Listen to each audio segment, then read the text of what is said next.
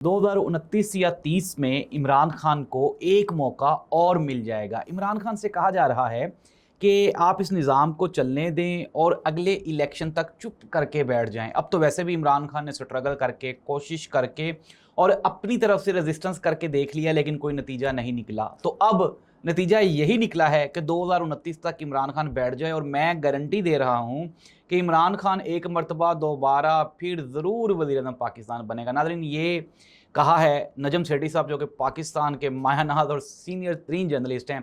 नजम सेठी ने साथ ही साथ ये भी कहा, उन्होंने कहा जब इमरान खान की गवर्नमेंट जा रही थी तो मैंने सितंबर अक्टूबर में कहना शुरू कर दिया था कि जा रहे हैं, लेकिन उसको जाते जाते 6 महीने लगे। उन्होंने कहा अब भी हालात बिल्कुल वैसे हो रहे हैं, कुछ लोग जा रहे हैं और कुछ लोग आ रहे हैं, लेकिन ये जो आने जाने का सिलसिला है इसमें भी अप्रोक्सीमेटली कुछ 6 से 8 महीने लग जाएंगे और ये जो प्रोसेस है ये इसी तरह चलता रहेगा। लेकिन अगली हुकूमत लाजमी तौर पर इमरान खान की ही होगी। अब नाज़रीन, ये तो एक तरफ पाकिस्तान तरीके इंसाफ के लिए खुशखबरी है, और एक और खुशखबरी वो ये है कि इसी स्टेटमेंट में नजम सेठी ने यह कहा कि मैं आपको बिफोर टाइम ये बता रहा हूं कि इमरान खान के साथ बहुत जल्द इमरान खान की टीम की और इमरान खान की जो पार्टी है उसकी मुलाकात करवा दी जाएगी। नाज़रीन, अगर पार्टी और इमरान खान की मुलाकात हो गई तो ये जो पार्टी बाहर गंद मार रही है उसका क्या बने।